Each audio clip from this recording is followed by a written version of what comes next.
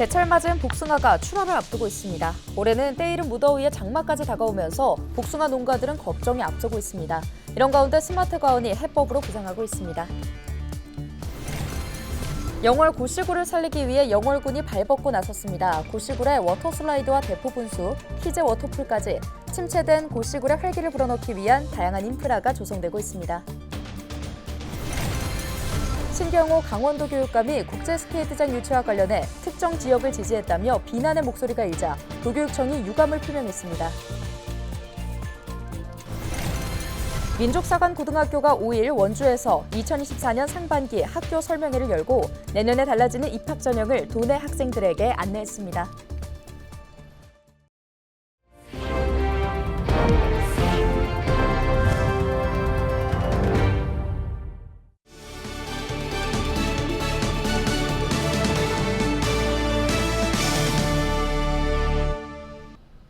여러분 안녕하십니까? 헬로티비 뉴스입니다. 제철을 맞은 복숭아가 본격적인 출하를 앞두고 있습니다. 맛 좋은 복숭아를 생산하기 위해선 앞으로 일주일 정도가 중요한 시기라고 하는데요. 그런데 이맘때면 찾아오는 장마 때문에 농가들은 걱정이라고 합니다. 이런 가운데 최근 기후 환경에 대처할 수 있는 기술 개발에 속도가 붙고 있어 주목됩니다. 정승환 기자의 보도입니다. 싱그럽게 자란 복숭아가 여기저기 달렸습니다. 앞으로 일주일쯤 뒤면 울긋불긋 옷을 입고 식탁으로 향할 몸입니다. 수확을 앞두고 설렐 법도 하지만 복숭아 농가들은 걱정이 앞섭니다. 다음 주 내내 장맛비가 내린다는 소식 때문입니다. 올해 때이른 무더위에 과실이 크게 자라질 못했는데 이젠 비까지 걱정해야 할 처지에 놓인 겁니다. 30도 이상이 올라가 버리면 정지가 돼버려. 그러니까 이제 6월달에 계속 이거 봉지 씌울 때 계속 더웠잖아. 그러니까 덜 크는 거야. 그때도 이제 좀 비도 오고 그때 비가 안 오고 또 가물었잖아. 복숭아는 습기를 잘 머금어 장마에 취약합니다. 심할 경우 과육이 물러지고 당도가 떨어져 가격에도 악영향을 미칠 수 있습니다. 수확과 장마 시기가 비슷해 늘 골치였지만 지금까진 해결 방법이 없었습니다. 출하 직전에 이렇게 장마 가지고 날씨가 흐리면 당도가 문제가 있죠. 햇빛이 잘 받아서 당도가 잘 나와야 가격이 잘 나오는데 장마가 지게 되면 가격에 영향이 있다고 봐야죠. 하지만 최근 이런 문제를 해결할 수 있는 재배 농법과 기술이 개발됐습니다. 가지가 여기저기로 뻗지 않고 일정한 간격으로 자라는 다축형 평면 수영을 기반으로 한 스마트 과원은 노동력은 적게 들고 생산성은 높다는 게 특징입니다. 납작한 구조로 가지치기와 수확이 쉬워 들어가는 노동력을 크게 줄일 수 있습니다. 생산성은 기존 나무보다 3배 이상 높습니다. 또 비가림 시설 설치 등도 편리해 날씨에 맞춰 대응할 수 있습니다. 생육형의 그런 수영을 개발하고 이렇게 좀 키를 낮추고 수폭을 좁게 만드는 수영을 기본으로 해서 이제 스마트 과원까지 간다 그러면 이제 기상재해도 좀 잘 견딜 수 있고 그리고 훨씬 더 생산성도 높일 수 있는 그런 이런 기술을 접목한 과일은 복숭아뿐만이 아닙니다. 사과도 이미 관련 기술을 접목해 재배 중인데 생산성 측면에서 효과가 크게 나타났습니다. 강원도 농업기술원은 올해 4년차 현장 실증을 마치고 내년까지 재배 매뉴얼을 완성해 농가에 보급할 계획입니다. 헬로티비 뉴스 정승환입니다. 충절의 고장으로 유명한 영월군은 지역 내 아름다운 자연 환경을 자랑하는 곳이기도 하죠. 국내 대표 석회암 동굴인 고시굴도 그중 하나인데요. 최근 영월군이 갈수록 관람객이 줄고 있는 고시굴 살리기에 나섰습니다. 이다혜 기자가 취재했습니다. 동굴 안으로 들어서자 무더위가 한순간에 가십니다. 영월군 김삿간면에 위치한 석회암 동굴 천연기념물 제219호로 지정된 고시굴입니다.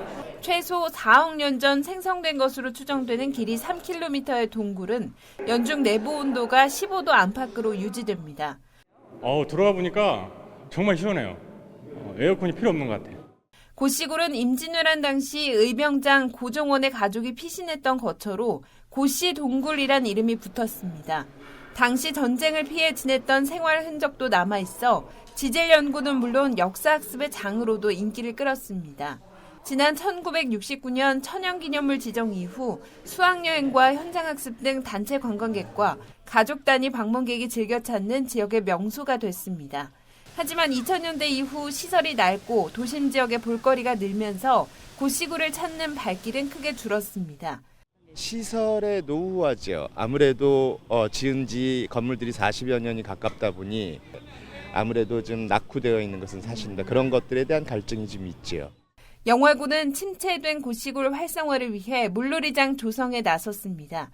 지난달 29일 개장한 고시 키즈 워터풀, 워터 슬라이드와 대포 분수 등 물놀이 기구와 함께 다양한 편의시설을 갖춰 여름 휴가철 가족 단위 관광객을 끌어모을 계획입니다. 영월군은 2년 전부터 도비와 군비 등 42억 원을 들여 고시굴 관광지 명소화 사업을 추진 중입니다. 최근에는 수년간 방치됐던 민간 숙박시설 공사가 재개되는 등 변화도 나타나고 있습니다. 고시굴 광장에 분수대를 새로 조성하고 야간 경관 조명을 조성하게 되었고요. 그다음에 또한 하반기에는 고시굴 관광지 내에 스마트 쉼터를 조성하고 경관 조명을 또 보강할 예정입니다. 급격한 인구 감소를 겪고 있는 영월군, 새롭게 문을 연 물놀이장이 고시굴 주변 상권 활성화는 물론 생활인구 확대로 이어질지 관심이 쏠립니다. 영월의 대표 명소인 고시굴이 머물러가는 관광지로 다시 명성을 되찾을지 주목됩니다. 헬로티비 뉴스 이다혜입니다. 원주 사회단체가 국제스케이트장 유치와 관련해 신경호 강원도 교육감이 특정 지역을 지지했다고 비판하고 나선 가운데 강원도 교육청이 유감을 표명했습니다.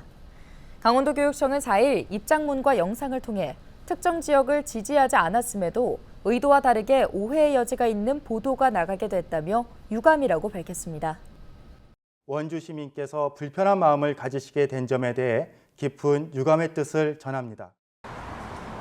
도교육청은 빙상체육 활성화와 선수 육성과 관련해 학교와 학부모의 의견을 적극 수용하겠다며 빙상부 신설을 원하는 학교는 어디든 적극 지원할 계획이라고 덧붙였습니다. 민족사관고등학교는 5일 원주에서 2024학년도 상반기 학교 설명회를 열었습니다. 민사고는 이날 호텔 인터블고 원주에서 도내 학부모 100여 명이 참석한 가운데 학교 소개와 내년 달라지는 입학 전형, 질의응답 등 설명회를 진행했는데요. 민사고는 설명회에서 내년부터 전체 모집 인원 160명 중 20%인 32명을 강원 학생으로 선발하겠다는 구상을 밝혔습니다. 강원특별자치도에서 학생들이 매해 15명에서 20명 정도가 지원을 했고 합격은 한 5명에서 10명 정도 했는데 바뀐 시행령 때문에 32명을 우리가 뽑게 돼 있으니까 우리 강원도 특별자치도에 있는 우수한 학생들이 좀 많이 자신감 갖고 과감하게 지원을 했으면 좋겠고요.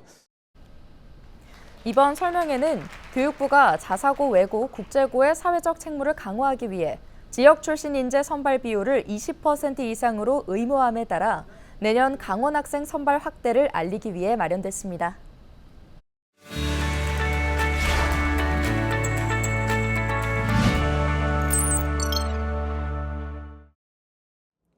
우리 지역 국회의원들의 활동 소식을 전해드리는 국회는 지금입니다.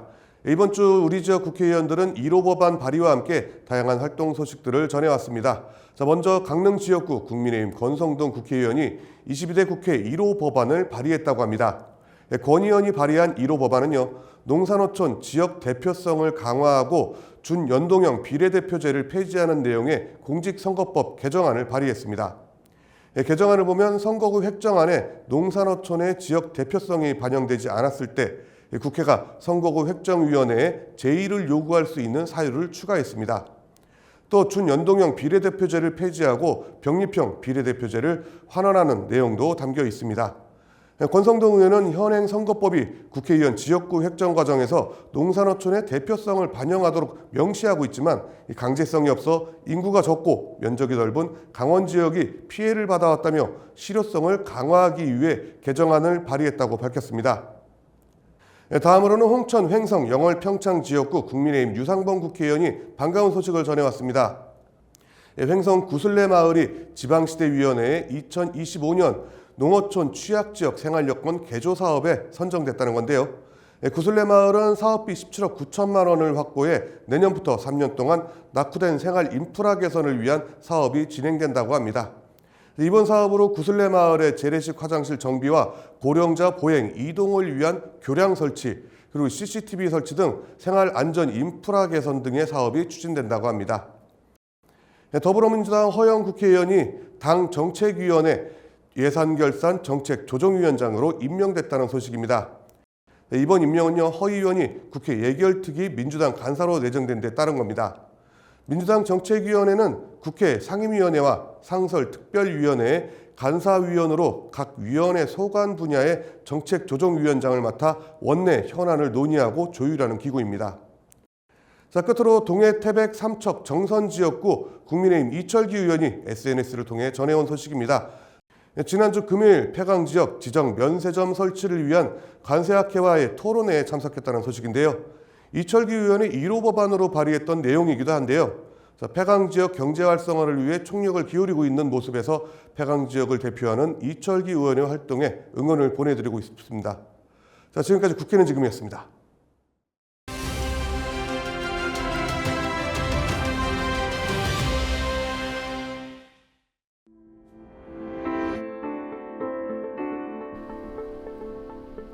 작년 3월 전북 순창 농협조합장 투표 중 1톤 트럭이 유권자들에게 돌진해 4명이 숨지고 16명이 다친 사고.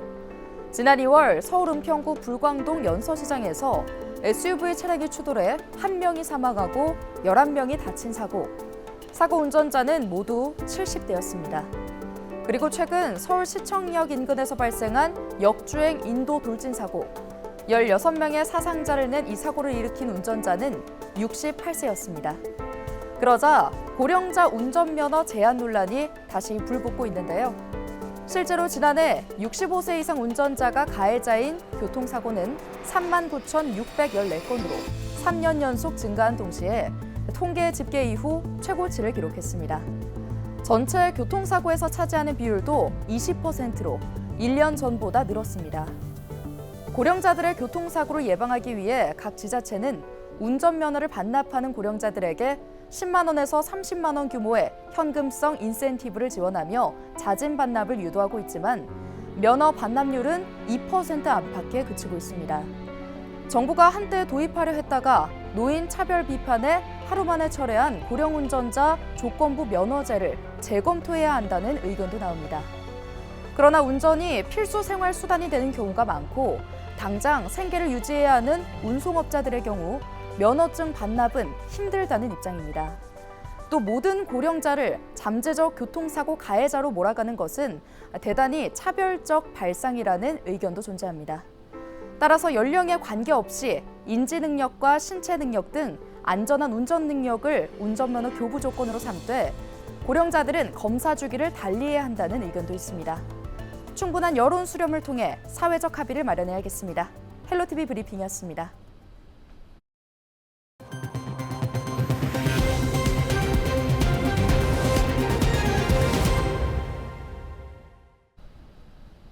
(5일) 오전 2시 40분쯤 광주 원주고속도로 원주 방향 서원주 나들목 부근 2차로에서 2.5톤 화물차와 5톤 화물차가 부딪혔습니다. 이 사고로 2.5톤 차량에 적재물이 쏟아지자 밖으로 나와 이를 처리하던 운전자 61세 A씨가 뒤따르던 25톤 차량에 치여 숨졌습니다. 경찰은 정확한 사고 경위를 조사하고 있습니다. 강원특별자치도가 지방세 고액 체납자를 대상으로 가택수색을 실시했습니다. 강원도는 고액 체납자 중 재산은닉 등이 의심되는 4명을 수사 대상자로 선정해 징수활동을 벌였다고 밝혔는데요. 이번 가택수색으로 강원도는 현장에서 3,200만 원을 진수하고 귀금속 등을 압류 조치했습니다. 속초의료원이 인력 부족으로 인해 응급실을 제한 운영합니다. 제한에 따라 이달 8일부터 10일까지, 22일부터 24일까지 응급실 운영이 중단됩니다. 강원도는 속초의료원의 응급의학과 전문의가 기존 5명에서 3명으로 줄면서 응급실 미운영을 결정했다고 밝혔습니다. 오늘 준비한 소식은 여기까지입니다. 함께해 주신 여러분 고맙습니다.